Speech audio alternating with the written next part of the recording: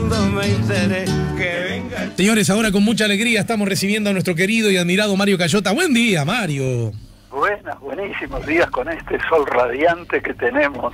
Sí, el sol es muy... Decían los antiguos, donde entra el sol no entra el médico. Es verdad, es una frase cierta, que se escuchaba mucho bastante atrás, ¿no? Sí, era muy dicha. No, antes que nada, bueno, quiero agradecer a los escuchas por sus mensajes. Y a Marcelo, a Yanela, que estoy en deuda con ella, porque ella me preguntó por qué libros de historia, pero hoy tengo mucho para decir, Alejandro, así que no, pero en uno de estos días lo dejamos para otra vez. Nada menos, si tú me lo permites, voy a hablar de tu audiencia, que se lo merece, pero bueno, sí, Alejandro, tú sabes... No sé si llegaste a escuchar que Ramiro Podetti te dejó un saludo. Sí, también, gran amigo al que aprecio mucho, gran estudioso de la historia, sí, en una línea muy fermental, muy interesante. Sí. Bueno, y como siempre dice, ¿verdad? Peronista, católico, en fin, esos datos son buenos para, me parece que son lindos gestos de la honestidad intelectual de los docentes cuando uno conoce, ¿verdad? Acerca... Exacto, no ocultar su ideología, ¿no? Que todos la tenemos, lo que pasa es que uno la manifestamos y otros o no la decimos o incluso tratamos de disimularla, que eso sí es grave, ¿no? Pero a mí me parece muy importante,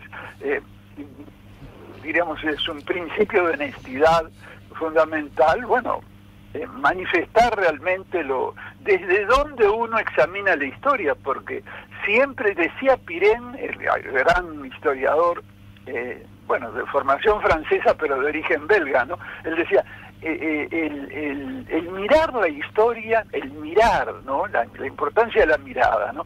El mirar la historia siempre se hace desde un lugar situado, ¿no? Claro. No se hace desde la estratosfera. Eso no quiere decir que se sea tendencioso, ¿no? Eso es otra cosa. Pero la mirada siempre va a estar marcada si no le tengamos miedo a decir la palabra, por tu ideología, sin que eso deforme lo grave sería que eso informara deformara la realidad. Pero bueno. Sí, la subjetividad es una cosa y el intento por ser imparcial es otra, ¿no? Exacto. Y es una distinción muy importante. Pero hoy las distinciones están un poco olvidadas, ¿no? No, lo que yo creo que todos saben, y había empezado por decirlo, es que en el espacio que generosamente tú me ofreces, ¿no? Yo no abordo temas de política partidaria, ¿no? Pero los derechos humanos trascienden a la política partidaria, son un tema filosófico, ¿no? Y por lo tanto, hoy me voy a ocupar de estas tristes y famosas actas del Tribunal de Honor, constituido, como sabemos, para juzgar no los delitos del coronel Gilberto Vázquez, sino su fuga. Pero sobre todo yo me voy a ocupar de las consiguientes derivaciones políticas que las mismas suscitaron, ¿no? Y con referencia, ¿no?, a estas resonancias, bueno, me gustaría expresar mi profunda, yo diría mi profunda extrañeza y compartir entonces este asombro, bueno, con la audiencia, ¿no? A ver. Y para explicar, diríamos que estupor, porque es un estupor el que tengo, bueno, recurrir a la historia que, como decía, ya lo sabemos, el viejo Cicerón es maestra de la vida, ¿no? Para los que se dejan enseñar por ella. Y entonces empezaríamos por recordar lo que ya sabemos todos, ¿no? Y es que quienes aprobaron la ley 15.848, comúnmente llamada de impunidad, fue el Partido Colorado y el Partido Nacional, ¿eh? Si bien es cierto, debe decirse que entre los integrantes de este último partido, del Nacional, algunos la votaron por la falsa información que se les dio de que se estaba al borde de una crisis institucional, cosa que después los mismos principales impulsores de la ley se ocuparon de desmentir, ¿no?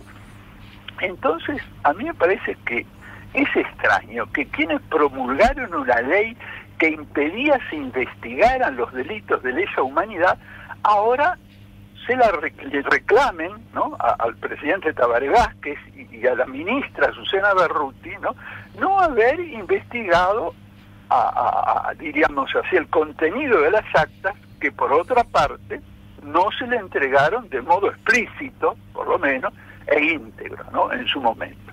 Pero hay más. Recordemos que cuando de modo excepcional, algún juez quiso investigar hace muchos años, ¿no?, el entonces ministro de Defensa General Medina afirmó públicamente, ¿no?, en un acto de grave desacato, que las citaciones a los militares no serían entregadas y quedarían guardadas en la caja fuerte de su despacho. Y ante este semejante desacato, el gobierno del doctor Sanguinetti y sus acompañantes nada dijeron. Nada dijeron ni nada hicieron, ¿eh?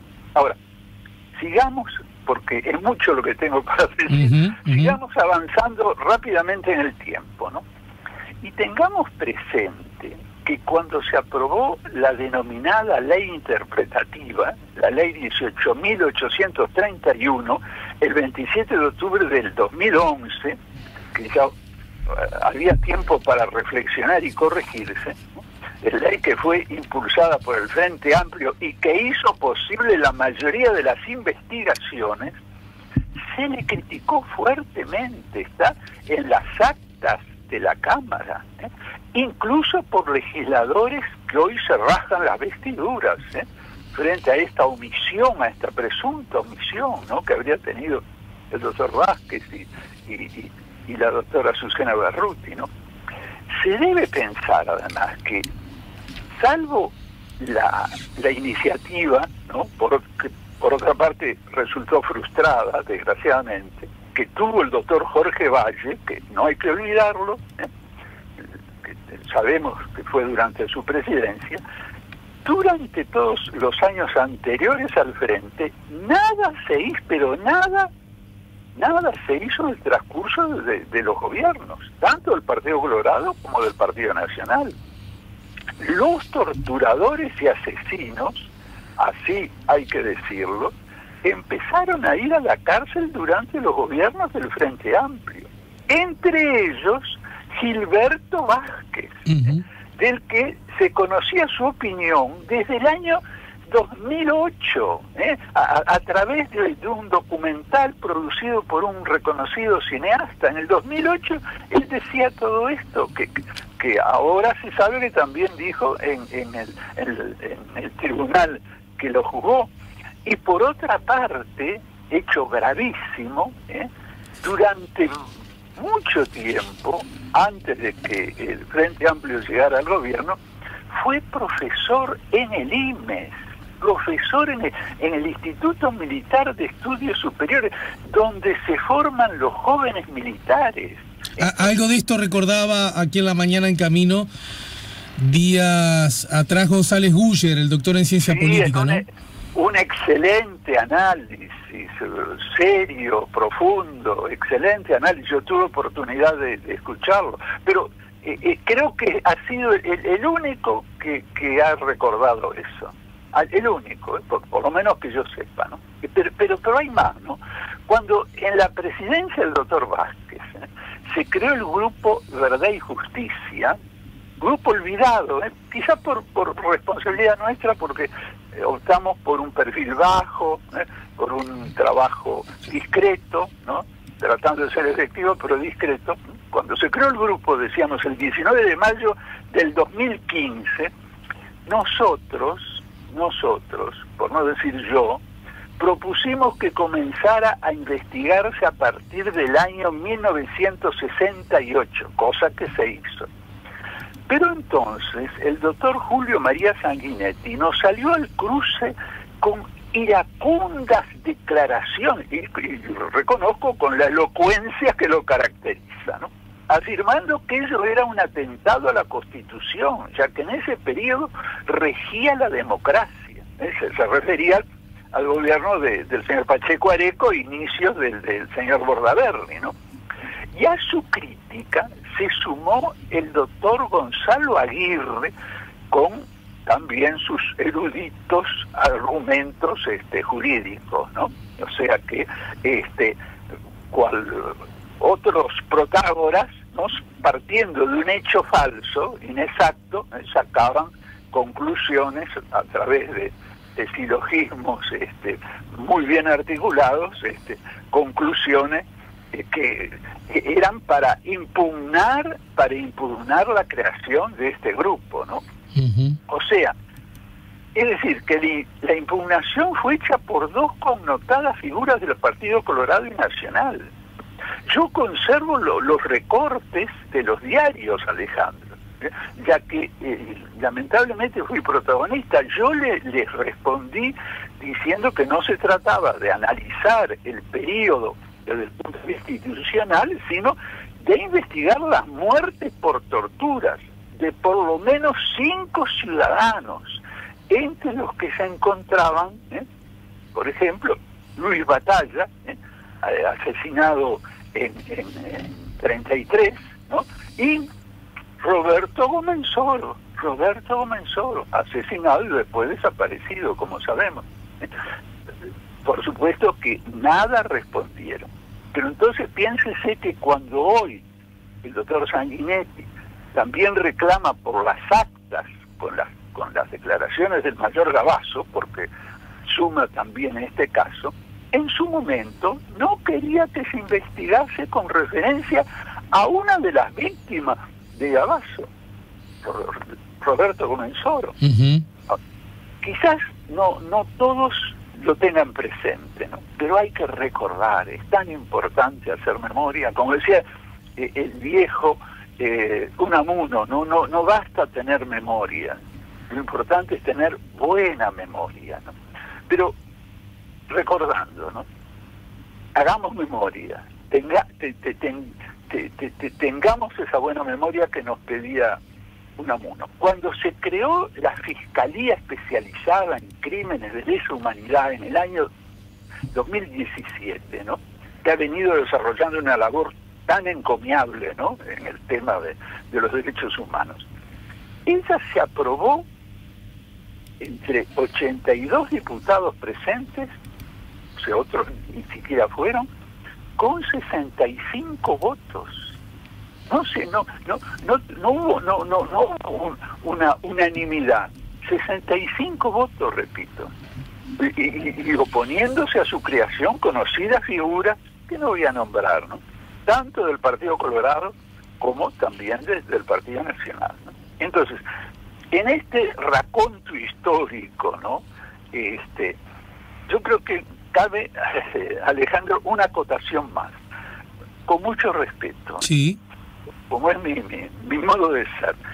El señor ministro de Defensa ha llevado de modo presuroso, diríamos así, y solemne, al honorable directorio del Partido Nacional las actas, ¿no?, ahora íntegras, con las declaraciones de Gilberto Vázquez. Bueno, yo integré el grupo Verdad y Justicia, como muchos saben, en forma absolutamente honoraria, como eso ya no sé si todos lo saben. Uh-huh.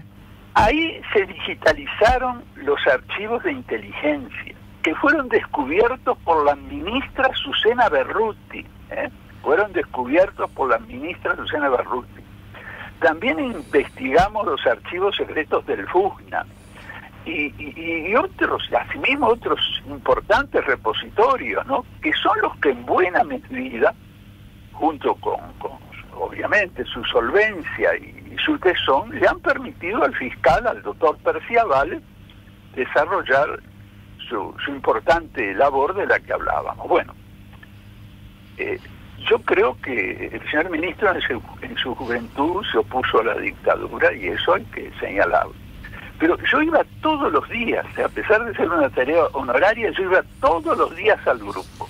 Sí. Y debo decir que nunca lo vi, nunca me enteré que el actual señor ministro de Defensa, a diferencia de otros legisladores y del señor presidente de la República, que se reunía con nosotros todos los meses, bueno, nunca me enteré que se interesase en lo más mínimo por la labor que el grupo desarrollaba.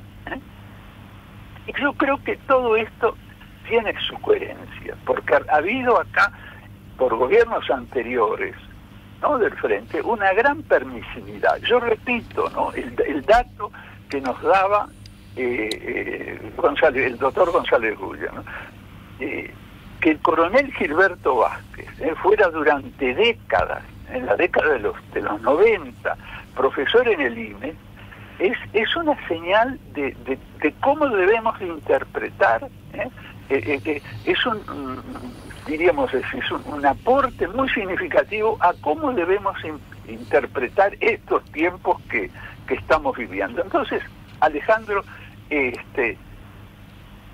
yo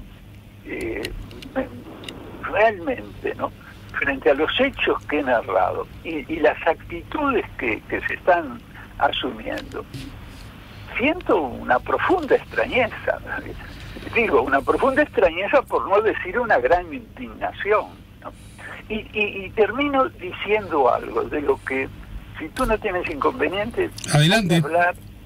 Voy a hablar en algún otro espacio, en algún otro lunes. A mí me parece excelente las manifestaciones, las protestas, nunca van a ser suficientes, nunca van a estar de más. Pero yo creo que, como dice el paisano, hay dichos paisanos muy sabios, ¿no? Y cuando se presenta algo que no se sabe bien qué, dice, bueno, pero ¿cuál fue la madre del borrego? Sí. ¿Dónde está la madre del borrego? Hay que buscarlo. Bueno, y yo creo que la madre del borrego es la doctrina de la seguridad nacional. Y que mientras no la enfrentemos, no la analicemos, no la critiquemos, no la expliquemos, estos problemas van a seguir porque son hijos de esa doctrina, más allá de la perversidad, de la paranoia que puedan tener algunos, o todos, o la mayoría, como se quiera, de los ejecutores de esa doctrina. Bueno, no, esa doctrina y está, diríamos así, sin ser analizada. Hay jóvenes que luchan por los derechos humanos que no saben ni siquiera lo que fue, ni siquiera, diríamos así, tienen presente su nombre. Y yo creo que realmente las consecuencias han sido nefastas y falta un análisis profundo, filosófico, cosa que a nosotros los uruguayos nos cuesta un poquito por nuestra formación positivista. Es necesario hacer un análisis histórico, filosófico de esta doctrina y ver las consecuencias, si vamos a la historia justamente, y ver las consecuencias que ella tuvo en todos los países donde se establecieron, qué casualidad, estas dictaduras procediendo prácticamente de la misma manera. Te dejo esta inquietud, Alejandro, para los escuches. Para terminar, una pregunta que en todo caso merecerá una respuesta la próxima semana o cuando tú entiendas. Cuando se abordan, es verdad, muy esporádicamente estos temas, hay un argumento que suele manejarse y es el siguiente: si alguna vez existió la tal mentada doctrina de la seguridad nacional, en todo caso ya no está vigente y ya no se enseña a las nuevas generaciones de militares. Ese es un asunto que yo suelo escuchar y sobre el cual no tengo información, no tengo idea si es cierto eso que se dice o no. Me gustaría que si tú tienes algún dato lo pudieras compartir con nosotros, ¿sí? Sí, no, por ahora, porque esto da para largo, sí, claro. Pero, como te decía, dedicarle todo un lunes.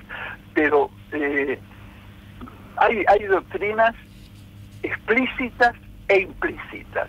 Yo creo que hoy no se enseña de modo explícito, pero que está subyacente en todas las actitudes que tienen los que defienden a los juzgados, a los condenados.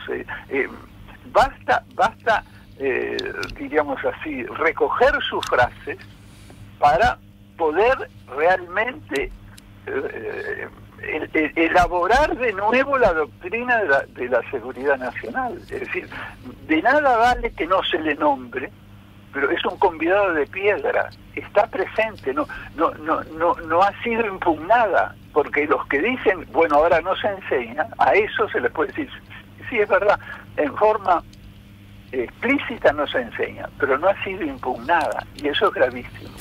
No hay crítica, y está, desde mi punto de vista, muy, muy presente. Si uno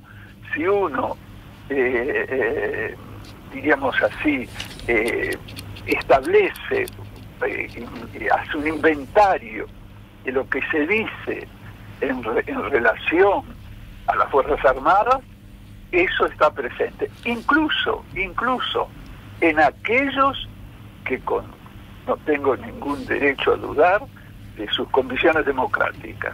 Aún en esos casos está presente la doctrina de la seguridad nacional. Para terminar, y repito, a cuenta de más las próximas semanas, Mario, demos por bueno todo tu análisis, es decir, ¿no?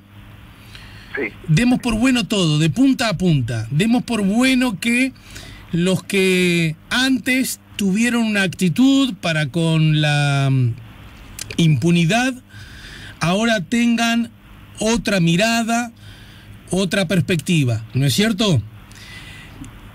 ¿No sería entonces a juzgar por el interés generalizado como nunca ha presentado el sistema político uruguayo, el interés generalizado de que se conozca la verdad? ¿No sería entonces este el momento histórico apropiadísimo para que finalmente la República y su devenir histórico se quite de encima esta aún pendiente deuda? Sí, pero perdón que insista y que parezca una obsesión. Sí, en ese proceso, diríamos así, de conversión, para usar el término bíblico, de purificación, de autocrítica, de análisis, no se incluye como materia considerada la doctrina de la seguridad nacional, no vamos a salir indemnes. Será un maquillaje. Mirá qué palabra fuerte uso, pero yo estoy convencido de esto. Por algo es que se rehúye este debate. Es muy significativo, ¿no?, que en un momento así no se esté hablando del tema. Lo que tú dijiste muy acertadamente, porque es lo que se dice. No, pero eso ya está superado. Míralo. Eso no se enseña. En el final, cosas que no se enseñan y siguen vigentes. Mario, en el final te quiero leer un mensaje que llega, que lo firma Jorge, manda un audio, pero lamentablemente, Jorge, yo estando al aire no puedo escuchar audios, así que siempre prefiero que hagan, yo sé que a veces es un poquito más complicado, pero prefiero la palabra escrita, y mucho más para trabajar así en radio en vivo. Dice: el señor Cayota lo único que hace es tener una visión político-partidaria. El señor Cayota cree que si los 15 años de gobierno del Frente hubieran sido del 85 al 2000, ¿piensa que hubieran sacado al general Medina del ministerio?